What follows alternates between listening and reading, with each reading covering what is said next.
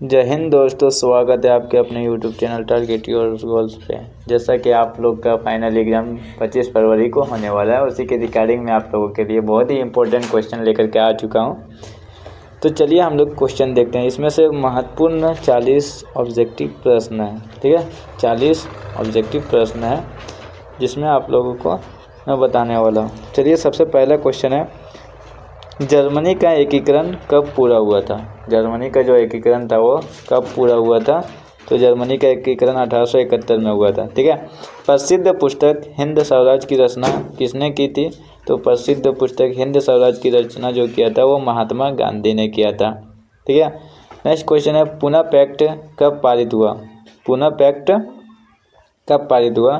तो यह एक एक्ट था। ठीक है, तो पुणे एक्ट सितंबर 1932 ईस्वी में। ऑप्शन नंबर डी सही है। अर्थशास्त्रियों ने अंतर्राष्ट्रीय आर्थिक विनिमय में किन गतियों प्रवाहों का उल्लेख किया था? अर्थशास्त्रियों ने। ठीक है, ऑप्शन है व्यापार, श्रम, पूंजी और उपरोक्त सभी। तो इसमें से सभी हो जाएगा। नेक्स्ट क्वेश्चन है, जाबर क्या था? जॉबर क्या था? ऑप्शन ईस्ट इंडिया कंपनी की पदाधिकारी, जमींदार। तो इसका आंसर हो जाएगा पुराना विश्वस्त कर्मचारी था। कौन था जॉबर? कौन था? तो पुराना और विश्वस्त कर्मचारी था। नेक्स्ट क्वेश्चन है, भारत में पहला कपड़ा मिल कब और कहाँ लगा? तो 1854 बम्बई में लगा हुआ था। ठीक है। वुड ब्लॉक छपाई की तकनीक सबसे पहले कहाँ विकसित हुई थी? तो ये हुआ था चीन में। ठीक है, वुड ब्लॉक छपाई। कॉर्न लॉ किस देश में पारित हुआ था? तो कॉर्न लॉ जो पारित हुआ था वो ब्रिटेन में हुआ था। लौ एवं रक्त नीति का प्रतिपादन किसने किया था? तो लौ एवं रक्त की नीति का प्रतिपादन बिस्मार्क ने किया था। भारत में आर्थिक महामंदी का सबसे बुरा प्रभाव किस क्षेत्र पर पड़ा था? तो सबसे ज़्यादा बुरा प्रभाव पड़ा था वो था व्यापार पर। ठीक है। नेक्स्ट क्वेश्चन, श्रीलंका में किस समुदाय ने प्रमुख बनाए रखने का प्रयास किया था? तमिल, सिंहली, ईसाई, मुस्लिम। तो सिंहली। श्रीलंका में सबसे ज़्यादा सिंहली मिलता है। किस शासन व्यवस्था में सत्ता का केंद्र और राज्यों के बीच विभाजन होता है? तो संघीय शासन व्यवस्था में होता है। ठीक है। संविधान के किस अनुच्छेद के अंतर्गत अस्पृश्यता का निषेध किया गया है? संविधान के किस अनुच्छेद के अंतर्गत? तो अनुच्छेद 17। शिक्षा, वन विवाह, गोद लेना, उत्तराधिकारी आदि विषय किस अनुसूची के अंतर्गत आते हैं?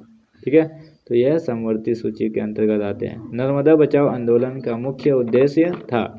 नर्मदा बचाओ आंदोलन का मुख्य उद्देश्य क्या था? तो बांध बनने से रोकना। क्या था? बांध बनने से रोकना। भारत राष्ट्रीय कांग्रेस की स्थापना कब हुई थी? तो 1885 ईस्वी में हुआ था। संयुक्त राष्ट्र अमेरिका ने नागरिक अधिकार आंदोलन कब हुआ? संयुक्त राष्ट्र अमेरिका में नागरिक अधिकार आंदोलन 1954 से 1968 तक चला था। संविधान की किस अनुसूची में भाषा का वर्णन किया गया है? तो भाषा का वर्णन 8वीं अनुसूची में किया गया है। ठीक है, 8वीं अनुसूची में। पंचायतों में महिलाओं के लिए कितने प्रतिशत आरक्षण का प्रावधान किया गया है? पंचायत में जो महिलाओं के लिए है वो कितना प्रतिशत आरक्षण किया गया है? तो 33%। विश्व में सबसे अच्छी शासन व्यवस्था कौन सी मानी जाती है? तो विश्व में सबसे अच्छी शासन व्यवस्था लोकतांत्रिक मानी जाती है।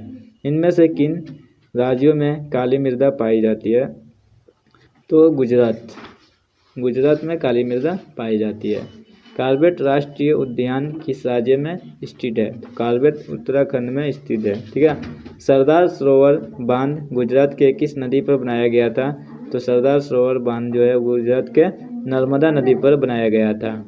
ठीक है। इनमें से किसे सुनहरा रेशा कहा जाता है? तो जूट को सुनहरा रेशा कहा जाता है। ठीक है, जूट को। झारखंड में कोडरमा किस खनिज के लिए प्रसिद्ध है? तो झारखंड में जो कोडरमा है वो अभ्रक के लिए प्रसिद्ध है। निम्न में कौन सी एजेंसी सार्वजनिक क्षेत्र में स्टील के बाजार में उपलब्ध कराती है? तो सेल। भारत की समुद्री तट की कुल लंबाई कितनी होती है? तो भारत की जो समुद्री तट की लंबाई है वो टोटल आपका हो जाएगा 15,000, 7,516, 3,214, 2,997। तो इसमें आपका हो जाएगा 7,516 किलोमीटर। भारत की पहली रेलगाड़ी कब चली थी? तो भारत में पहली रेलगाड़ी 6 अप्रैल 1853 में चला था। ठीक है, मुंबई से ठाणे के बीच में।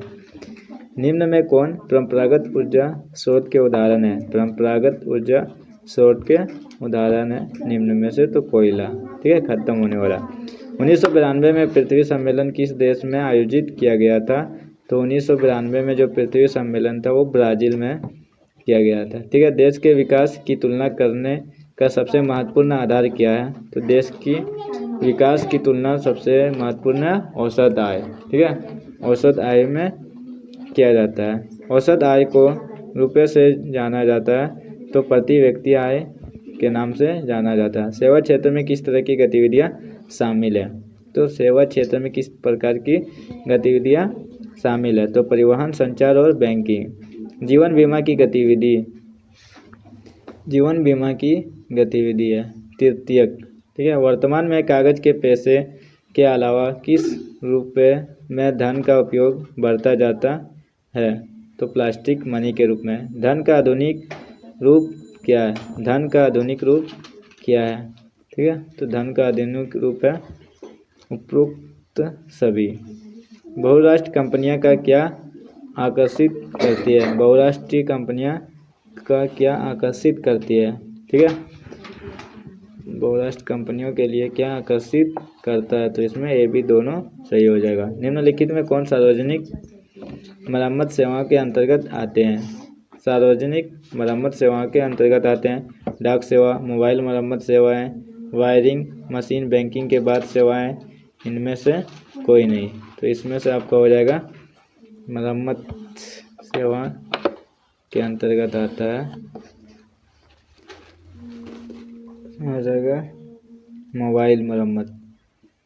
सूचना के अधिकार अधिनियम कब पारित हुआ? 2005 में। आरबीआई के निर्देशानुसार बैंकों को अपने पास कुल जमा राशि कितना प्रतिशत नकद रखना पड़ता है? तो 15% रखना पड़ता है। ये था आपके लिए ऑब्जेक्टिव 40 महत्वपूर्ण प्रश्न। उसके बाद कुछ शॉर्ट टाइप का क्वेश्चन देख लेते हैं जिसमें निरंकुश वाद से आप क्या समझते हैं। इसको स्क्रीनशॉट आप लोग अच्छे से मार लीजिए। उसके बाद कॉपी या किताब में जिसमें है उससे याद कर लीजिए। ये आप लोगों के लिए बहुत ही इम्पोर्टेंट और बहुत ही महत्वपूर्ण होने